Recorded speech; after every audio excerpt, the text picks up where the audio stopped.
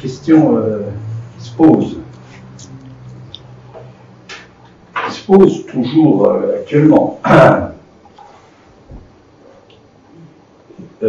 C'est qu'est-ce que, peut-être qu'elle se pose encore beaucoup plus actuellement qu'il y a 20 ou 30 ans, c'est qu'est-ce que ce discours nouveau, qu'est le discours analytique.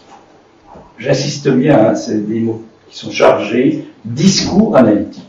Bon, analytique, c'est psychanalytique, bien sûr, mais le discours, c'est pas des connaissances. Voilà. C'est-à-dire que dans ce que l'on appelle l'expérience du transfert, qui est propre à chacun,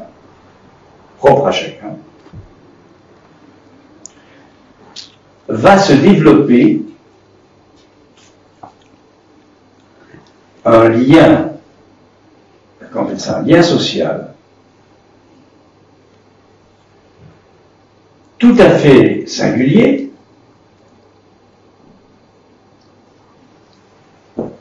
qui ne peut pas être prévu, qui ne peut pas être défini par des règles, même s'il y a quand même ce qu'on appelle un cadre. Mais qu'est-ce que c'est que le cadre? Sinon, on va dire le désir de l'analyste. Voilà. Donc c'est certainement pas des choses qui sont déjà définies, à savoir tel type de névrose, tel type de psychose, tel type de perversion. Avec ceux-là, il faudrait faire d'une certaine façon. Non, c'est pas comme ça que ça se passe. On part pas des symptômes. On part, effectivement, on pourrait dire que c'est une sorte c'est une aventure, c'est un voyage. On part de ce qui va pouvoir se dire. Se dire. Alors, quand je dis se dire, ça signifie qu'effectivement, ça ne va pas de soi du tout ce qui peut se dire. Ça ne va pas de soi. Pourquoi? Parce que ça n'est pas ce qui va être dit, énoncé, raconté qui est important. Et pourtant, il faut bien passer par là. Il faut passer par les mots. Et vous savez les difficultés qu'il peut y avoir à laisser sortir des mots. Pourtant, ce qui est attendu, justement,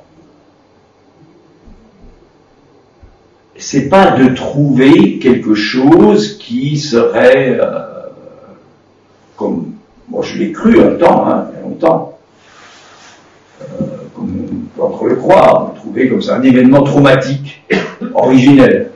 Il y aurait eu une scène traumatique, c'est ce que Freud va chercher, trouver, construire dans les années 1913 avec un patient qui est d'origine russe, de l'aristocratie russe, qui est devenu du coup une momie psychanalytique qui s'appelle Loroulou.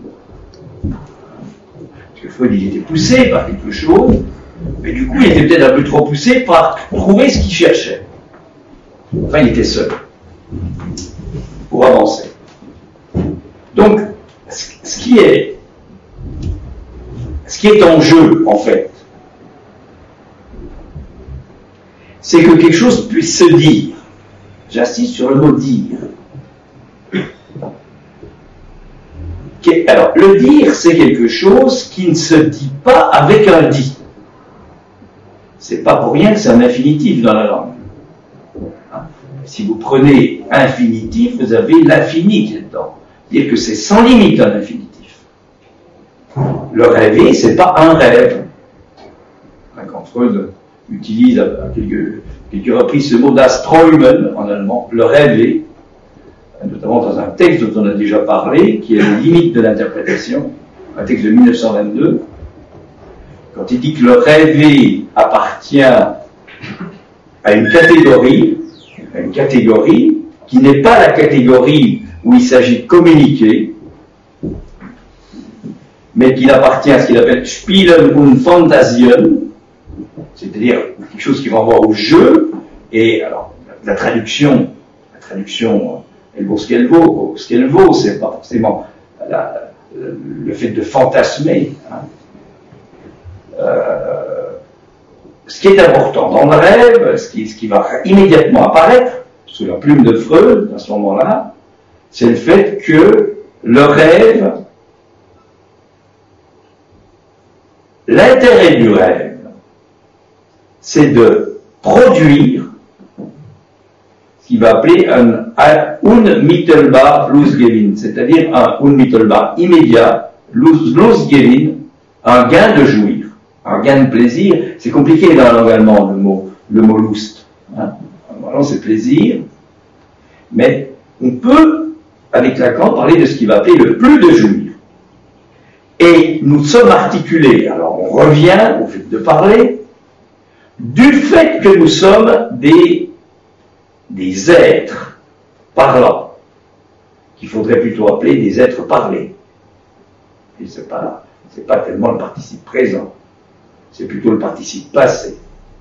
Du fait que nous sommes des êtres parlés,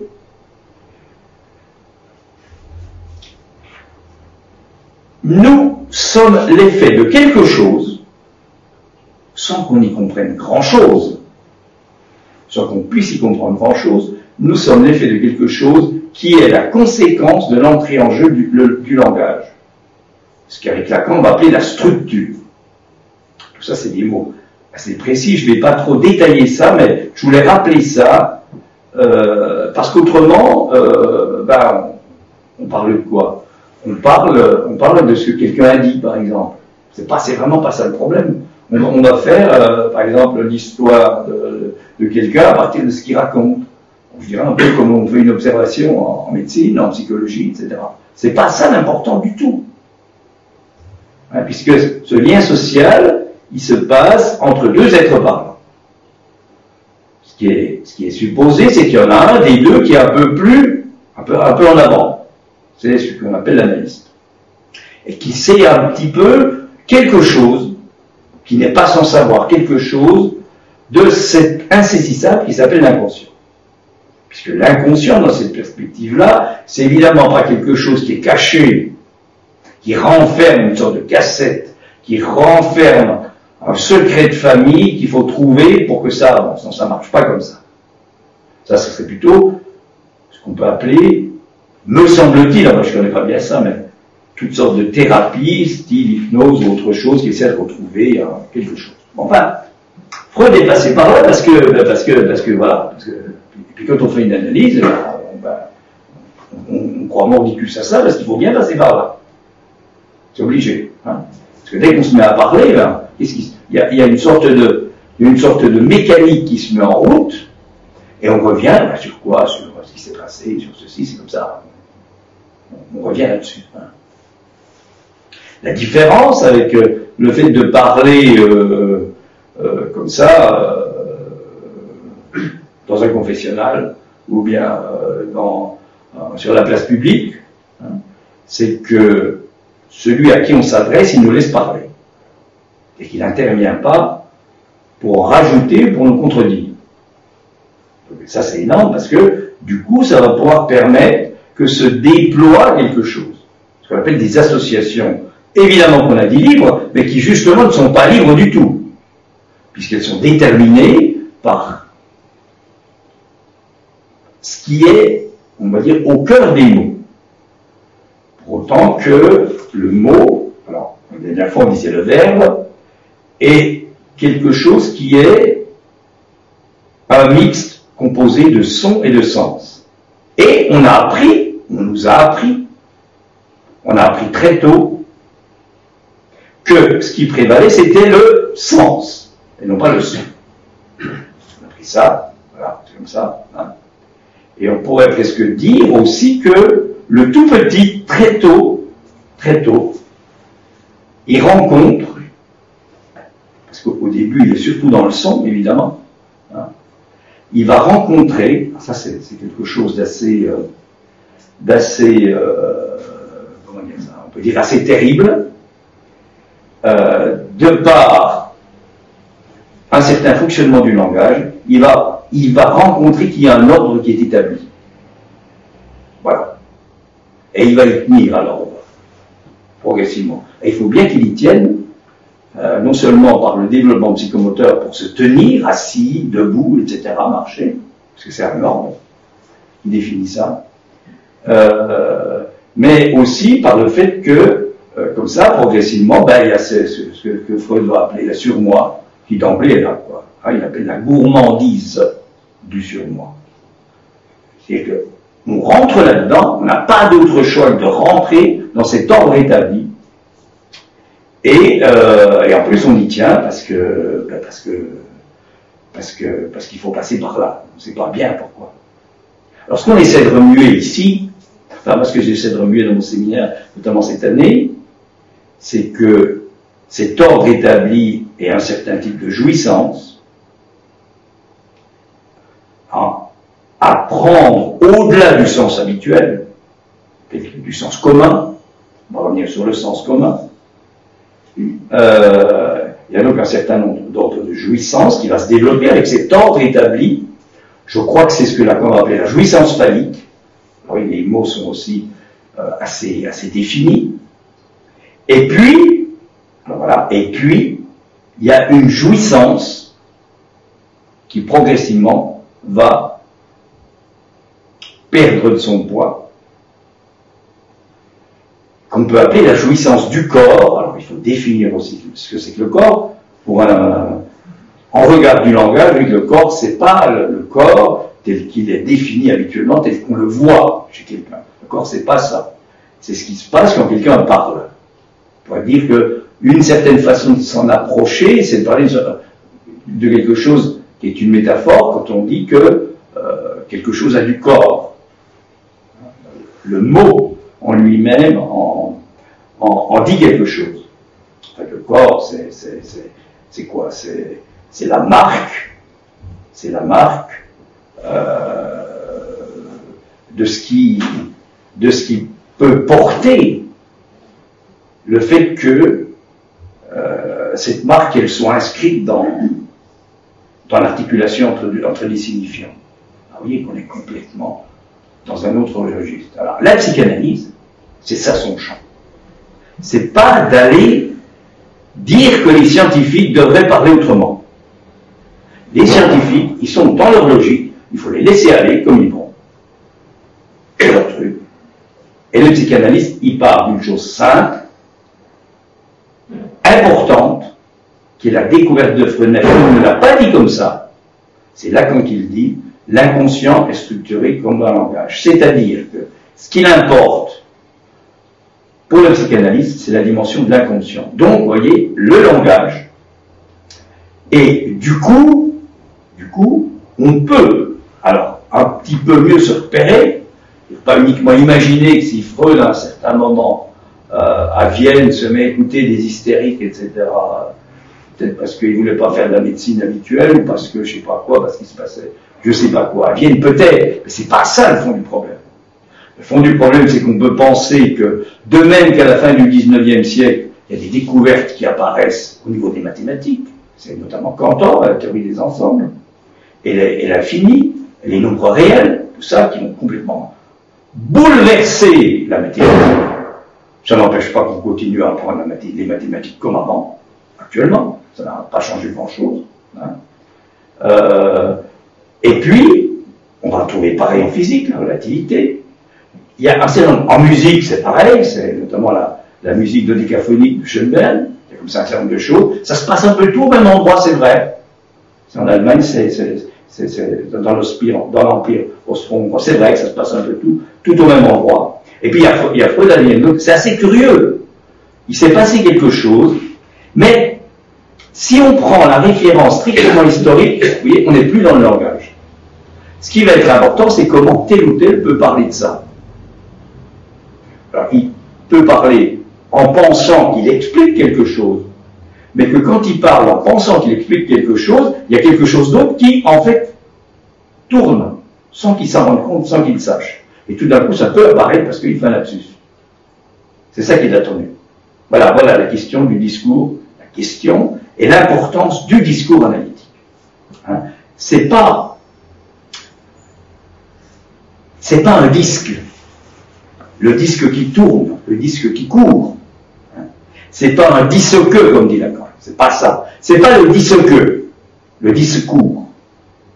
Et la richesse de la langue, c'est qu'il y a quelque chose, du fait que nous sommes des êtres parlants, peut être établi ce lien social particulier, et c'est seulement quand ce lien social est établi que ce que l'on appelle l'inconscient, c'est-à-dire un savoir, peut exister. Ex-sister. Il n'est pas là. C'est un savoir qui renvoie à un ailleurs. Donc vous voyez l'importance, c'est que c'est pas d'entendre je sais pas quoi, ou je sais pas qui a dit que je sais pas quoi, ce que je sais pas quoi. C'est le fait que quand je me mets à dire ce que quelqu'un a dit, je suis considéré comme un être parlant, je peux être entendu par quelqu'un comme un être parlant, et que être parlant, ça veut dire cette mixité du son et du sens, qu'il y a quelque chose de la langue qui peut me traverser à ce moment-là, et que si ce quelque chose me traverse, ça veut dire que quelque chose a été touché, on va rajouter du doigt, et donc que quelque chose que je ne savais pas que je savais, mais ça n'est pas de la connaissance, c'est un savoir. Il y a une différence entre la connaissance et le savoir, à tel point qu'on peut dire ceci, c'est que si c'est si difficile entre l'homme et la femme, on peut partir déjà de la répartition à l'état civil, l'homme et la femme. Ça n'empêche pas que les hommes peuvent être du côté des femmes. Par exemple, Jean de la Croix, c'est Jean de la Croix mystique.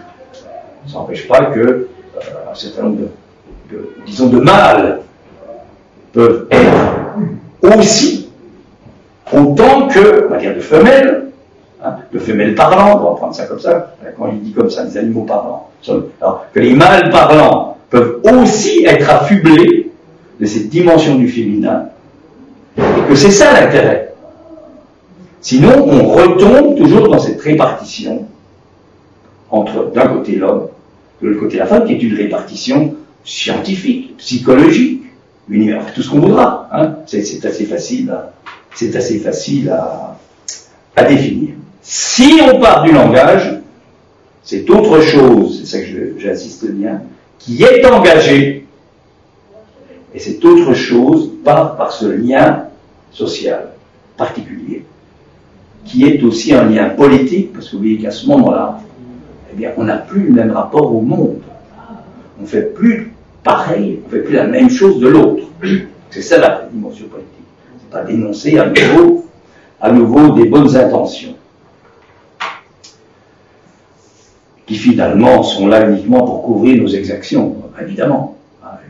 Les sentiments très humains, c'est fait pour couvrir quelque chose, par définition. Pourtant, pourquoi ça aurait un autre rôle. Bon. Alors, on va revenir à ce discours nouveau qui apparaît. Je l'ai déjà dit, mais je reviens dessus. Qui apparaît à un certain moment, effectivement. Je pourrais dire dans l'histoire, non, qui apparaît à un certain moment. Pourquoi, on ne sait pas. Mais ce qui est à peu près sûr qu'on peut dire, de par ce que développe ce discours nouveau, le discours analytique, c'est que ce qu'il va permettre, parce que c'est ça l'important, l'inconscient finalement, il fonctionnait, il était entendu avant Freud. On ne va pas se référer uniquement au mot inconscient, nuevus, etc. Dire que c'est un substantif ou un adjectif, c'est un peu trop simpliste, ça tourne le court. Mais l'inconscient, il fonctionnait, bien sûr, il était entendu avant Freud, c'est évident. Mais ce qu'apporte de nouveau Freud, mais c'est Lacan qui va le dire, qui va le trouver dans le dire de Freud, Freud ne le dit pas, pourtant c'est dans son dire, ce qu'on appelle son énonciation, c'est que il est possible qu'advienne un discours, que vous appelez discours analytique, qui est nouveau, au sens où il n'est jamais apparu, c'est du nouveau, et ce qui est nouveau, c'est que, par rapport à ce que j'évoquais tout à l'heure, il va procurer la jouissance qu'il faut pour que la vie continue. Voilà, c'est pas la médecine qui consiste à à thérapiser. C'est pas ça du tout. Alors qu'est-ce que c'est que la jouissance? C'est un problème compliqué. Eh bien, je crois qu'on découvre un peu ça quand on fait une analyse en parlant.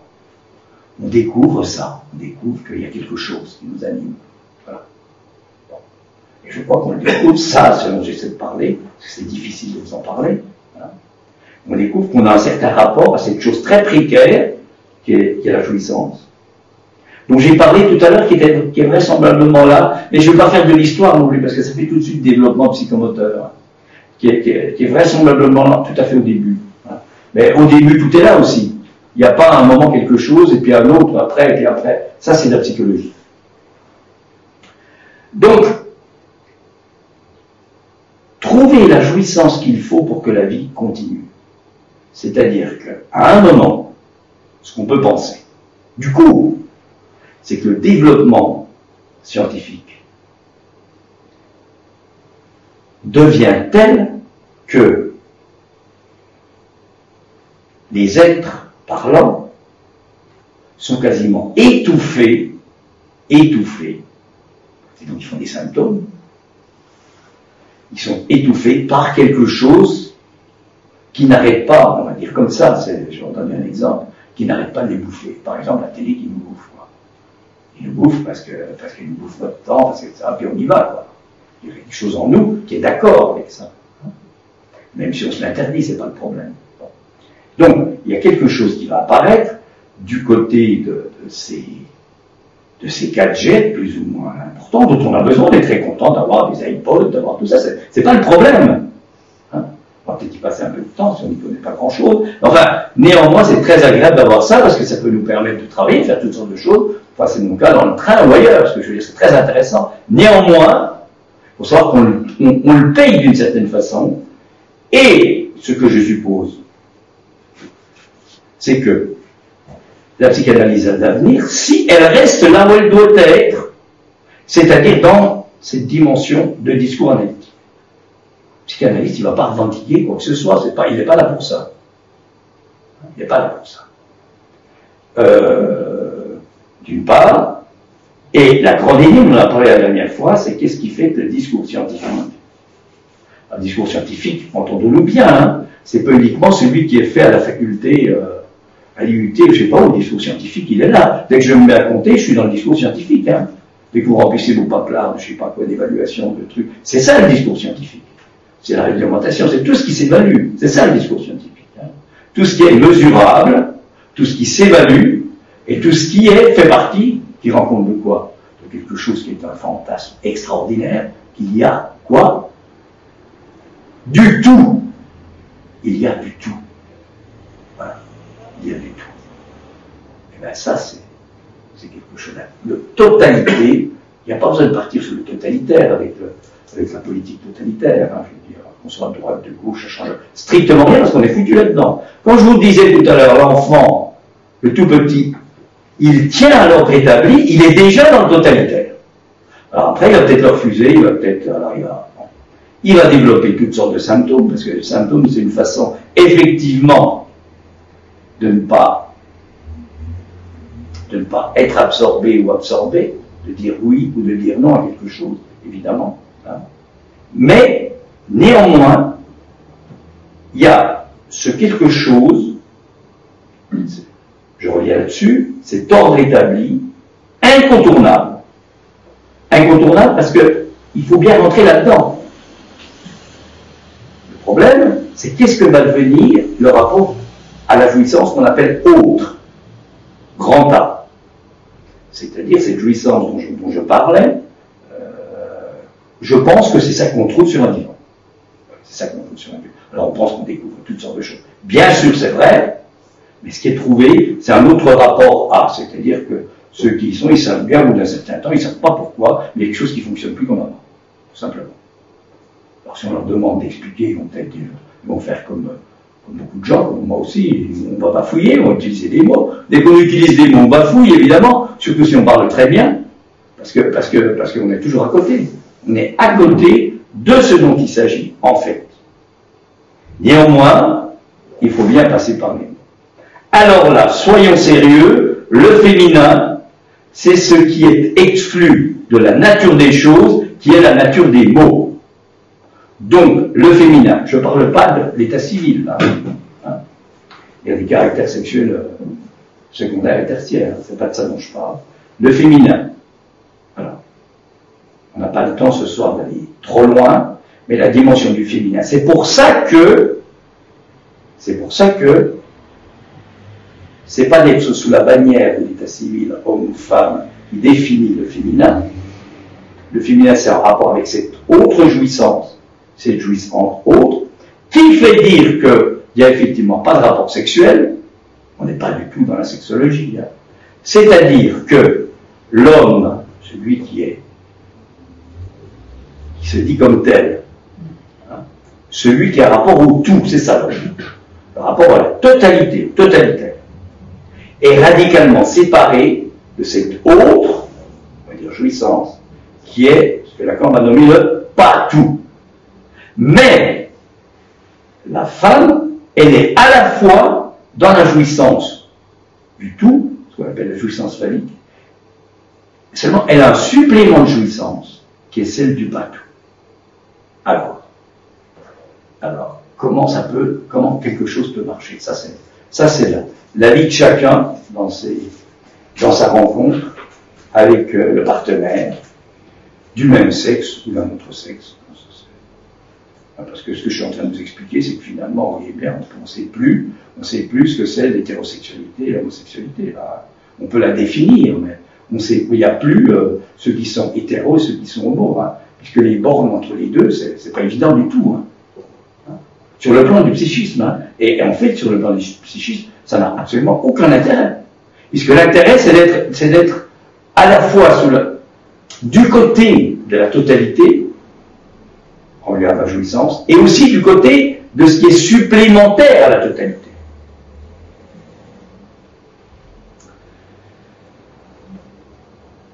À partir de là, il est possible d'avancer un petit peu autrement, en direction de ce qui est en jeu chez l'être parlant, sans qu'il le sache, à savoir ce point qui est aussi une découverte de la psychanalyse, je crois que j'ai déjà parlé ici, ce point de suspicion qui va apparaître, que Lacan va pointer comme tel, c'est ce qu'elle veut dire, entre l'imaginaire, c'est-à-dire l'enveloppe, et l'objectitas, c'est-à-dire l'objet cause du désir. Je m'explique. Lorsque je parle, j'en reviens toujours au discours, hein, j'en reviens pas au fait de voir quelqu'un, bon, c'est pas ça du tout dont on parle. Hein. C'est qu'on ne fait jamais des remarques sur la façon dont quelqu'un est habillé ou je sais pas quoi. C'est ce qu'il peut dire. Donc, quand quelqu'un se met à parler, en fait, il y a à la fois une certaine consistance, qu'on va appeler imaginaire, c'est-à-dire tout ce qui est lié au sens, qui va se développer, hein, comme je suis en train de le faire pour le moment, plus ou moins compliqué, etc. En pensant un peu, je ne sais pas à quel moment je pense, si je pense au moment où je parle, on ne le ferait pas trop avant, hein, puisque j'improvise un peu. Non. Eh bien, à partir du moment où je parle, vous entendez ma voix, c'est-à-dire le son, vous entendez le sens, alors il y en a qui peuvent être plus sensibles au son, au sens, ça dépend un peu des affinités, mais il y a quelque chose qui ne peut pas s'entendre et qui est ce qu'on appelle, en psychanalyse, avec Lacan, l'objet voix. Ça ne s'entend pas. Ça n'est pas du l'ordre du son. Et là est la différence entre le discours analytique et le discours scientifique. Le discours scientifique, c'est le son. Et il va mesurer, évaluer, apprécier, c'est l'IRCAM. Apprécier toutes sortes de choses là-dessus, à savoir qu'il faut faire telle ou telle chose pour avoir... C'est très bien. Il faut bien les laisser aller là parce que c'est très important. Mais c'est pas là qu'est le psychisme humain. C'est pas là qu'est l'avenir de l'homme, on pourrait dire, et de la femme, et de leur rencontre. C'est toujours par hasard. C'est dans le fait que, quand je parle, là, maintenant, quand je bafouille plus ou moins avec des mots, que je vous ai dit, quand on utilise des mots, on bafouille. Alors, l'expérience de la voix qui chante à l'opéra, c'est cette mixité extraordinaire entre le son, bien sûr, et quand on chante, chaque son qui est émis, il faut toujours que le son qui suit soit en avant du son qui précède, c'est-à-dire qu'on est toujours en marche. Hein, c'est pas comme ceux qui chantent à la télé avec un truc, qui sont comme ça, et puis qui rêvassent. Hein. On est toujours, c'est vrai, c'est épuisant. C'est le corps qui y va. Comme quand je suis un peu en train de vous parler, hein. Ceux qui me connaissent, quand je vous ai la voix, ça s'entend. Ce que je veux dire par là, c'est que effectivement, il y a quelque chose qui saisit. Hein. Mais c'est pas ça la voix comme objet de Tita. C'est pas le son. C'est autre chose. Ça va me permettre de vous faire comprendre ce que c'est ce qu'on appelle l'image culturelle. C'est-à-dire que la voix comme objet de Tita, on pourrait dire pareil du regard, on pourrait dire pareil que ce qu'on appelle les fesses et puis le sein, c'est pas du tout le sein, et des matières fécales, ça c'est du sens commun le plus débile, quoi, qui est véhiculé, évidemment c'est facile à comprendre. Mais la voix, c'est quoi? C'est ce qui peut être la scansion. Scansion. C'est l'interruption. Scandere, ça veut dire monter. C'est un peu la danse, la scansion. La scansion avec laquelle tout ça, tout ce que j'essaie de vous dire, je ne sais pas ce que j'essaie de vous dire, puisque je n'ai pas de papier. Il y a quelque chose qui se précipite plus ou moins. Tout ça là, eh ben, tout ça, je vous le raconte. C'est ça la voix. La voix, comme objet de Tita, a un rapport avec le temps. Et vous voyez que là, il faut bien différencier le discours analytique, où c'est ça qui est en jeu, ce qu'on appelle la voix comme objet-cause du désir. Et puis, effectivement, la voix, telle qu'elle était élaborée sur le plan du discours scientifique, qui sera le son, le sonore, les sirènes, pourquoi pas. Hein, Ulysse qui s'accroche comme ça, pour ne pas être embarqué par la voix des sirènes, le charme, etc. Mais c'est pas ça la voix au sens. Et pourtant, on peut aller plus loin. Vraisemblablement, c'est ça qu'on peut entendre parfois dans les moments particuliers, à l'opéra, quand le chanteur n'est pas trop poussif, parce que ça existe aussi, ça, hein, bien sûr. Il n'y a pas beaucoup de corps, hein. S'il n'y a pas des micros, ils n'entendraient pas beaucoup. Hein. Bon, je vais m'arrêter de glisser. Hein. Eh bien, on peut dire que, parfois, il y a une sorte de... On va prendre des mots comme ça. Une sorte de mariage heureux entre cet objet de Tita, c'est-à-dire le temps qu'il faut pour que quelque chose, sans que vous en rendiez compte, parce que vous aussi, si moi, en parlant, j'essaie de mettre en jeu cet objet de Tita, automatiquement, c'est ça le lien social. Celui qui écoute, il va être convoqué là. C'est logique. Alors que si celui qui parle, il se met à se torturer pour sortir un discours là, très élaboré, qui en fait est une histoire de machin, où il s'agit de vous donner de la nourriture comme ça, bien déjà préparée pour que vous compreniez, hein. Moi, il encore, vous ne comprenez pas, parce qu'il n'y a rien à comprendre, justement. Il n'y a rien à comprendre que celui qui a parlé, ben, il s'est arrangé pour quoi faire? Pour se mettre en retrait, c'est tout. C'est qu'il ne s'est pas engagé du tout. Il a raconté des trucs, il a raconté des histoires, très intelligentes, hein. Très intelligent, les philosophes, très intelligent par exemple. Hein. Mais il y a quoi dedans? Il n'y a rien. C'est-à-dire que 3 ans après, le même va dire autre chose, mais toujours sur le même mode.